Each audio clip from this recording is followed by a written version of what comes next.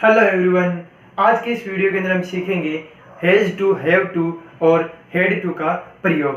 देखते हैं has to, have to और हैड टू को हिंदी वाक्य में कैसे पहचान की जाती है और इसका इंग्लिश में कैसे कन्वर्ट किया जाता है। आपने देखा होगा हैज़ और हैव का प्रयोग प्रेजेंट परफेक्ट में किया जाता है और हैड का प्रयोग पास्ट परफेक्ट में किया जाता है, बट आपने नहीं देखा होगा कि हैड टू, हैज टू या हैव टू का प्रयोग कहाँ पर किया जाता है। तो आज के इस वीडियो के अंदर आपको बताएंगे कि हैज टू, हैव टू और हैड टू का प्रयोग कहाँ किया जाता है और हिंदी वाक्य में हम इसकी कैसे पहचान की जाती है। तो हैड टू का और हैज टू की सबसे पहले हम हिंदी देखते हैं। जैसे मैंने कहा कि उसे यह करना पड़ेगा, अब उसे यह करना पड़ेगा तब हमें हैड का उपयोग करना है, और मैंने कहा उसे यहाँ आना ही होगा तब हमें यहाँ पर हैज या हैव का प्रयोग करना है।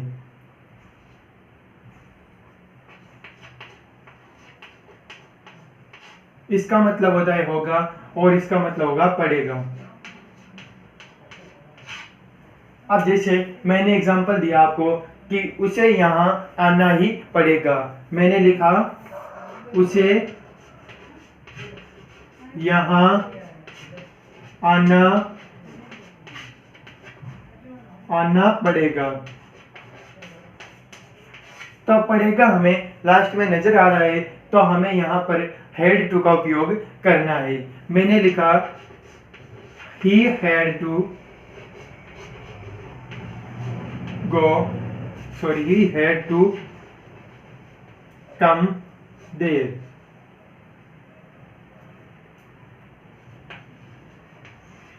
he had to come here, उसे यहाँ आना पड़ेगा। मैंने कहा आपको वहां जाना होगा, मैंने कहा आपको वहां जाना होगा।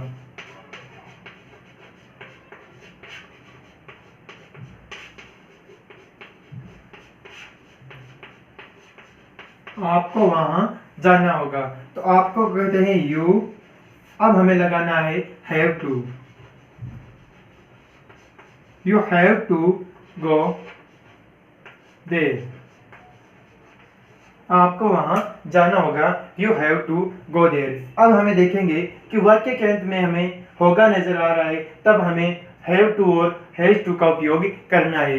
हैव टू और हैज टू का उपयोग यह सब्जेक्ट के अकॉर्डिंग होता है। अगर हमारा सब्जेक्ट सिंगुलर है तब हमें हैज टू का उपयोग करना है, और अगर हमारा सब्जेक्ट प्लूरल है तब हमें हैव टू का उपयोग करना है, और इसमें दोनों में ही हैड टू का उपयोग करना है। चाहे हमारा सब्जेक्ट सिंगुलर हो या फिर हमारा सब्जेक्ट प्लूरल हो, हमें ओनली फॉर हैड टू का उपयोग करना है। जैसे कोई भी काम करना पड़ेगा, उसमें हमें हैड टू का उपयोग करना है, और कोई भी काम करना होगा तब हमें हैज टू या हैव टू का उपयोग करना है।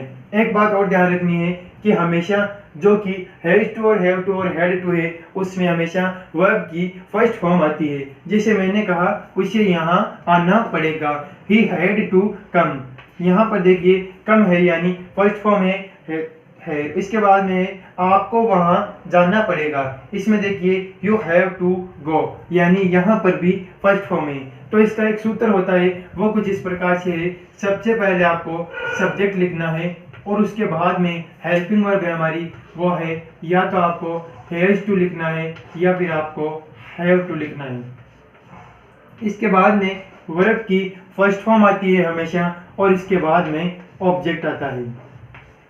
तो इस सूत्र की सहायता से हम कोई भी हिंदी वाक्य को इंग्लिश वाक्य में कन्वर्ट कर सकते हैं। जैसे मैं कुछ और एग्जांपल लेता हूं और आपको समझाने का प्रयास करता हूं।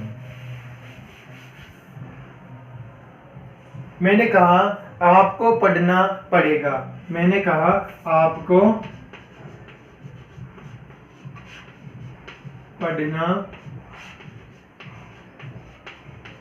अब हमें दिख रहा है कि वाक्य के अंत में पढ़ेगा, पढ़ेगी या पढ़ेंगे कुछ इस प्रकार के शब्द है, तो हमें हैड टू का उपयोग करना है। हमें लिखना है you had to read. Only for verb की फर्स्ट फॉर्म और हैड टू या हैज टू या हैव टू तीनों में से एक को लगाना है हमें, और वर्ब की फर्स्ट फॉर्म और हमारा सब्जेक्ट लगाना है, और इसमें ऑब्जेक्ट नहीं है। इसलिए मैंने ऑब्जेक्ट नहीं लगाया। अगर मैं कहूँ आपको अंग्रेजी पढ़नी पड़ेगी, मैंने कहा आपको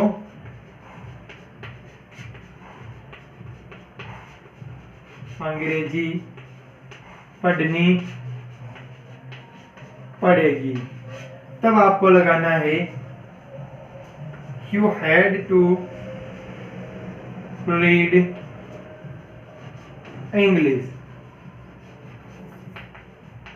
ये इंग्लिश है हमारा, ये हमारा ऑब्जेक्ट है, बट इसमें ऑब्जेक्ट नहीं था, ओनली फॉर पढ़ना यानी रीड हमारी वर्ब थी। तो इस प्रकार से हमने देखा हैड टू का उपयोग। अब 2-3 वाक्य हम हैज टू का और हैव टू का भी देखते हैं।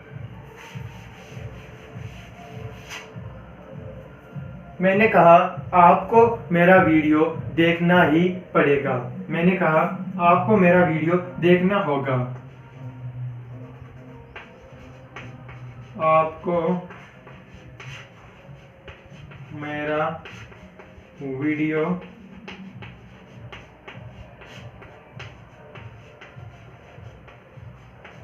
देखना होगा। अब वाक्य के अंत में देखेंगे तो होगा, होगी या होगे कुछ इस प्रकार के शब्द है, तब हमें हैज टू या हैव टू का उपयोग करना है। मैंने कहा आपको मेरा वीडियो देखना ही पड़ेगा, देखना पड़ेगा। अब हमें करना है यू हैव टू सीन या watch, you have to watch my video. मैंने कहा you have to watch my video. Subject है हमारा और हेल्पिंग वर्ब यानी हैज टू या हैव टू का प्रयोग किया हमने, वर्ब की फर्स्ट फॉर्म लगाई और लास्ट में हमारा जो भी ऑब्जेक्ट है वो हमें लिख देना है। और एक और एग्जांपल लेते हैं, जैसे मैंने कहा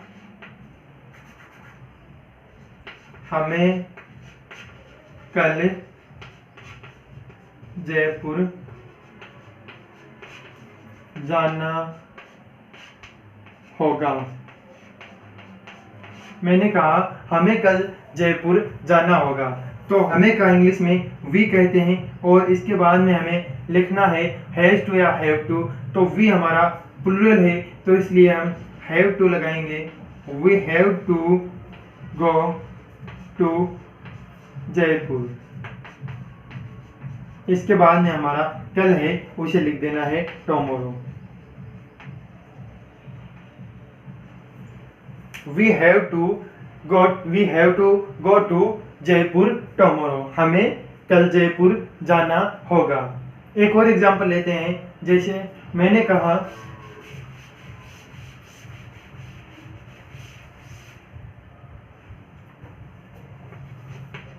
उसे यहाँ आना होगा। मैंने कहा उसे यहाँ आना होगा, तो उसे कहेगा ही और इसके बाद में होगा है, तब हमें हैज टू या हैव टू का प्रयोग करना है। हमारा सब्जेक्ट है वो सिंगुलर है, इसलिए हमने हैज टू का उपयोग किया। He has to come here. He has to come here, उसे यहाँ आना होगा। हमें वहाँ जाना होगा।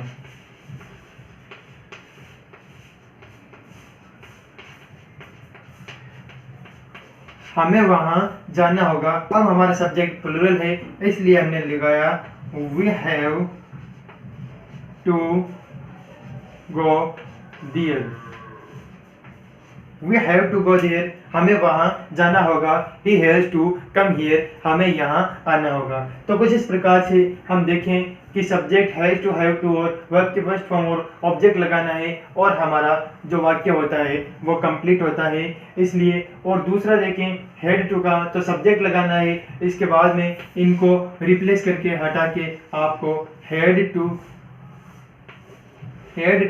लगाना है। वर्ब की फर्स्ट फॉर्म आएगी उसमें भी और हमारा ऑब्जेक्ट आएगा। तो कुछ इस प्रकार से हमने देखा हैज टू, हैव टू और हैड टू का प्रयोग। आई होप आपको वीडियो अच्छा लगा होगा। अगर वीडियो अच्छा लगा हो तो लाइक करना, शेयर करना और हमारे चैनल पर नए हो तो चैनल को सब्सक्राइब जरूर करना। धन्यवाद।